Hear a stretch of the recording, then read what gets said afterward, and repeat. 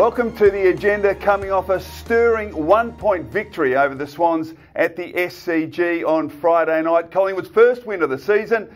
With me is Jay Clark from the Herald Sun. Jay, was this Nathan Buckley's best win? Without question, Chris. So you have to probably go back to 2012, I reckon, to sort of weigh up his other ones. They beat West Coast in a final, also against Geelong, the reigning premier, around 8. I think there was 2 goals in the last minute. GWS away last year, I think 10 goals in a row, wasn't a bad one. But it was magnificent on the weekend. Under adversity, a lot of pressure. And what we saw, Chris, though, was a clear brand emerge from Collingwood, and that was the tackle pressure and really denying Sydney the ball, really, with that kicking game plan.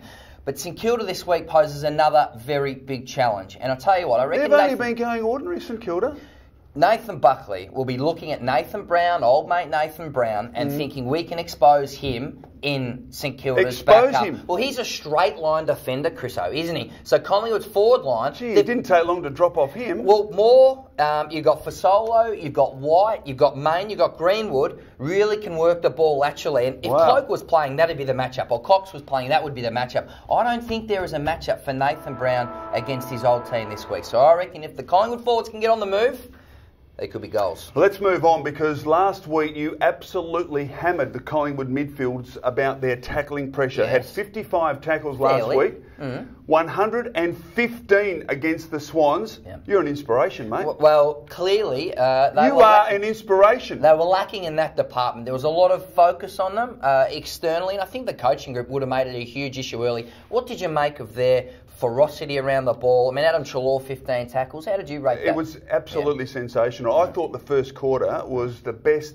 quarter of football that Collingwood's played under Nathan Buckley. It was outstanding. But the tackling pressure was great. Now, we also addressed last week kicking efficiency and also accuracy in front of goal. Well, we failed dismally again. 3 shots missed in a critical last quarter.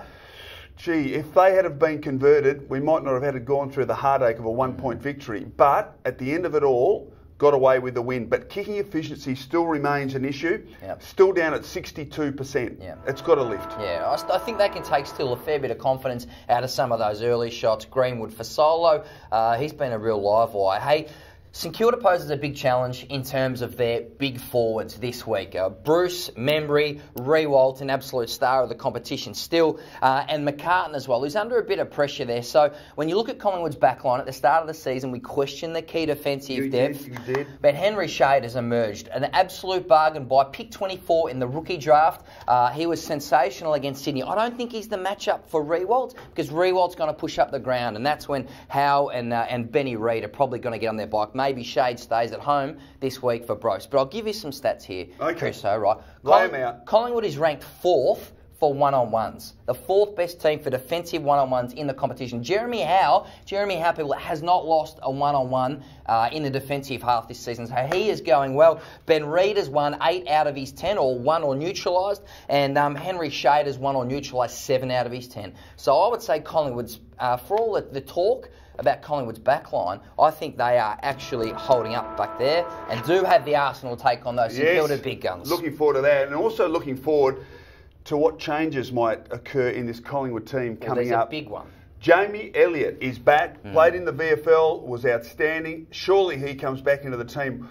What sort of extra dimension does he create in terms of a headache for St Kilda? Well, he kicked 5 goals at the weekend, right? And he's that perfect foil for Moore, really, isn't he? Because Moore's the big man and the target, where Elliott can sort of get under the guard. He has not played a lot of footy, Chriso, and that's the thing. Yes, he kicked 5 goals at the weekend. You just sort of wonder what his touch and feel is going to be like, at AFL level. Well, but you would bring him straight in, wouldn't you? Absolutely, bring him straight in. And look, the reality is that St Kilda, at the start of the season, I thought might even challenge for the top 4. But they are only just going. They beat Brisbane, yes, but it was a struggle.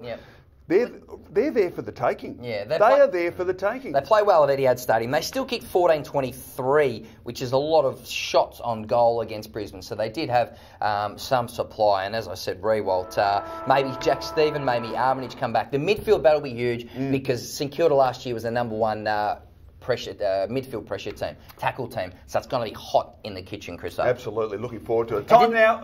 The Saints stitched Collingwood up last year too, didn't they? Oh yeah, round 3. Absolutely. I remember that. Time now for our Monday moments, though, Jay, and I'm really looking forward to getting you this because third quarter last week, SCG, Buddy Franklin, game number 250. He was the one that was going to tear this game apart, and the Collingwood pressure, Jack Crisp there, causing the error, kick it into the post. And what about the coming up smother? But the pressure around Franklin all night was outstanding. And what about this from Jeremy Howe? Unbelievable. Set the tone for what was a fantastic performance by the Magpies. I reckon he could be All-Australian, Jeremy Howe. Certainly be very high in their best and fairest at this stage with your man, Brodie Grundy. Now, did you have a Monday moment? I did, and I want to go to this kick from the boundary line. Collingwood fans will remember it well. Will Hoskin-Elliott from the absolute difficult angle, threading the... At this point, I'm thinking he wants to give it off. I'm thinking he's got no confidence. Look at his eyes darting around like a little possum. He doesn't know what's going on. Then he composes himself, Chris. So look at that kicking technique. They're down there, backs to the wall, and he celebrates Will Hoskin-Elliott. He's been very impressive. I've loved his finishing. Still a bit of work to do with Will, but... that was a fantastic finish under enormous pressure. Certainly was. Well now, done, in one word, Jay, can Collingwood beat St Kilda? Yeah, I think Easter Sunday. 2 to 3 goals. It's I said one word, Jay. One word. Yeah, I'll be picking them. Yeah. You? Absolutely. That's all I've got time for this week on the agenda. Let's hope for a big win over the Saints. We'll see you next week.